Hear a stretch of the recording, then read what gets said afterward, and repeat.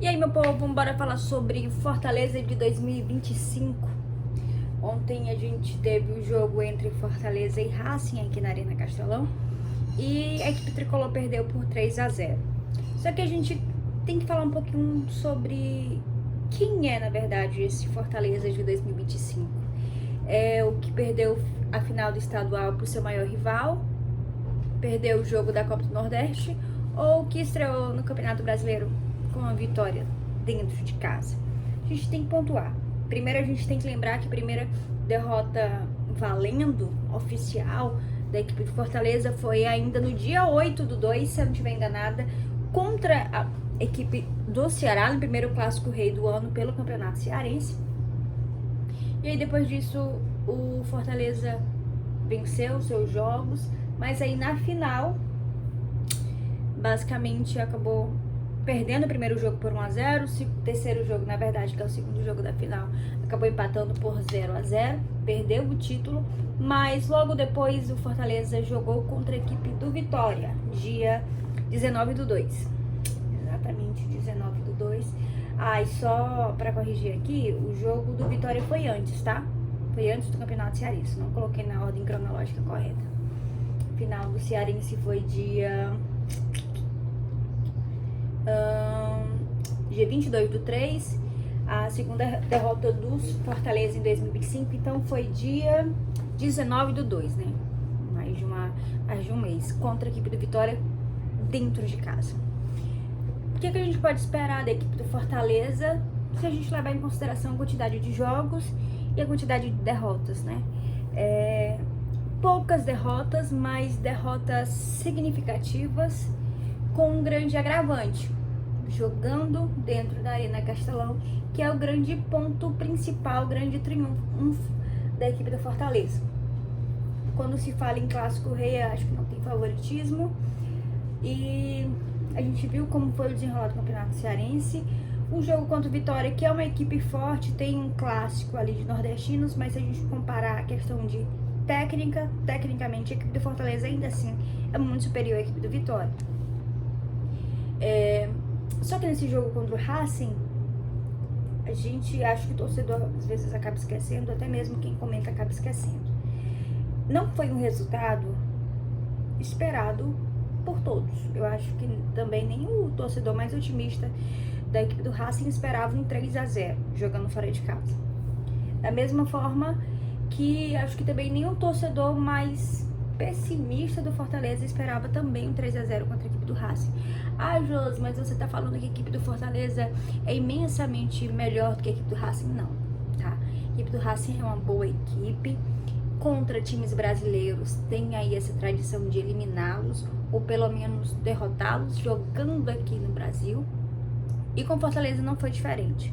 A grande diferença é que o torcedor tá chateado com o final do Campeonato Cearense. A gente tá falando de um Fortaleza que tem uma base muito forte, de um Fortaleza que tem um treinador que tá há 5 anos no comando, que sabe o que é ganhar títulos, chegar a finais de competições e até finais de competições internacionais. Do outro lado, a gente tinha uma equipe do Ceará que foi montada no finalzinho, na verdade, do 2024 para 2025. Um Ceará que basicamente a gente tá conhecendo. Então, eu acho que o torcedor do Fortaleza ficou com essa chateação do fato de que a equipe do Fortaleza é muito mais entrosada e tecnicamente é superior à equipe do Ceará. E por que o Fortaleza perdeu por 3-0 da equipe do Racing? Por que o torcedor tá cobrando tanto? Eu procurei nas redes sociais, eu particularmente, sendo bem sincero, não assisti o jogo, foi muito tarde pra mim, trabalhava cedo, então eu não assisti.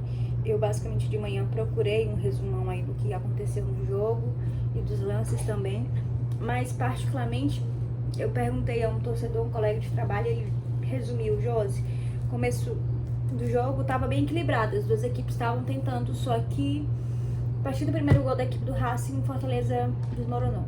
Deu toda a tranquilidade, ali desmotivou e não conseguiu mais segurar. Só que a gente tá falando de um Fortaleza que entra nas competições como favorito. Pode-se dizer que o Fortaleza é favorito para ganhar a Libertadores? Não. acho que tem outras equipes.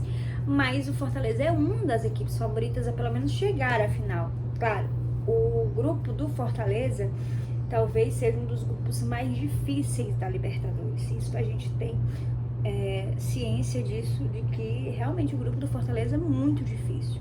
São outras equipes, adversários com nome, com tradição dentro do futebol sul-americano. Então não seria fácil. Só que eu acho que o torcedor, quem estava acompanhando, os jornalistas, os repórteres, quem cobre futebol, não esperava que o Fortaleza sumisse dentro de campo. Foi um 3-0, que o principal jogador da equipe do Fortaleza foi João Ricardo, que fez ainda 3-4 defesas dificílimas, e se não fosse ele, talvez o resultado teria sido ainda até pior para a equipe do Fortaleza. A grande pergunta é, será que em 2025 a gente vai ter um Fortaleza da reta final do Campeonato Cearense, apático dentro de campo, que basicamente foi surpreendido e foi engolido pela inteligência do Léo Condé? Ou a gente vai ter um Fortaleza que ganhou o primeiro jogo do Fluminense no Campeonato Brasileiro? É bem verdade que eu disse para vocês no vídeo anterior que o Fortaleza, jogando pelo Brasileiro dentro da Arena Castelão, tá 23 jogos sem perder. Exatamente. Só que em 2025, quando sai desse parêntese dentro desse bloco que se chama Brasileirão, a situação não tá tão fácil. Já tem gente falando, torcedor principalmente, sobre uma saída do Vojvoda, que ele tá mudando errado. Eu vi críticos também falando sobre a saída do Vojvoda, principalmente falando sobre a parte defensiva da equipe do Fortaleza. E eu acho que é bom a gente pontuar sobre isso, porque eu acho que dentro de campo a parte, né, a área da equipe que tá mais frágil é exatamente a parte defensiva. A gente tem que pontuar alguns jogadores que eu acho que vieram esse ano, que já estão há muito tempo e que o torcedor conhece. Eu queria pontuar a questão do Davi Luiz. Quando o Davi Luiz foi anunciado pela equipe do Fortaleza, eu fiquei pensando se realmente o Davi Luiz vinha para ser titular ou não. E eu particularmente acho que o Davi Luiz não veio para ser titular, quer dizer, não veio para ser titular. Ele veio muito mais pelo nome, porque ele sabia da credibilidade do Fortaleza, pelo trabalho, pela organização do Fortaleza, e ele queria um pouquinho menos de pressão, acredito eu. E aí a gente tem outros jogadores dentro da equipe do Fortaleza, na parte defensiva, que também têm sido muito criticados. Então, o Tinga, que ainda assim tem uma história muito grande de carinho com o torcedor. O próprio Tite também, acho que quem menos recebe crítica ali é o Brits. Mas os outros jogadores também, eles na parte defensiva, recebam muita bronca do torcedor.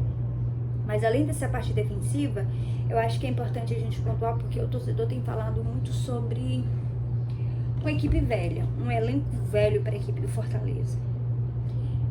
E não estão errados. Se a gente for colocar na ponta do lápis, olhar a idade da equipe do Fortaleza, a gente tem nomes grandes, mas nomes de jogadores que já estão com uma certa idade. Poucos são jogadores ali que são novos ainda. A gente pode contar o Alanzinho, que chegou aí depois de vir da equipe do Ferroviário, e outros jogadores pontuais aí, mas querendo ou não, a faixa etária da equipe do Fortaleza, assim, no geralzão, uma média, não é tão nova. E a gente pode levar para os dois lados. Ou a gente leva pelo lado da experiência, que vai agregar dentro de campo, ou pelo lado que o torcedor está levando agora, um time velho e que precisa de renovação. É complicado falar sobre isso, porque a gente está falando sobre um começo de temporada. A gente vai agora para a segunda rodada do Campeonato Brasileiro. Essa derrota contra o Racing ainda foi o primeiro jogo da Libertadores. Então, assim, eu acho que o Vojvoda tem muito que acertar. Eu quero muito ver o Alanzinho dentro de campo para ver como é que ele vai se portar, como é que o Vojvoda vai dar espaço para esse jogador dentro de campo. Mas eu queria muito ver o Alanzinho jogar. Queria muito ver o Davidson jogar também, para ver também como vai ser e como o Vojvoda vai utilizar ele dentro de campo. Mas a verdade é, eu de certa forma concordo com o torcedor sobre essa questão da idade e de um elenco. Será que esse elenco consegue durar até o final do ano, sobre essa questão de contusões, machucados, quem tá no banco vai conseguir suprir a necessidade de quem tava na titularidade. O Caio Zé, aliás, foi anunciado, né? Tinha contrato até o final de 2026. Não lembro certo se era até o final de 2026 ou desse ano ainda, mas se eu não estiver enganada, é até o final de 2026. E aí ele vai embora pra equipe do Vitória. Foi anunciada hoje essa saída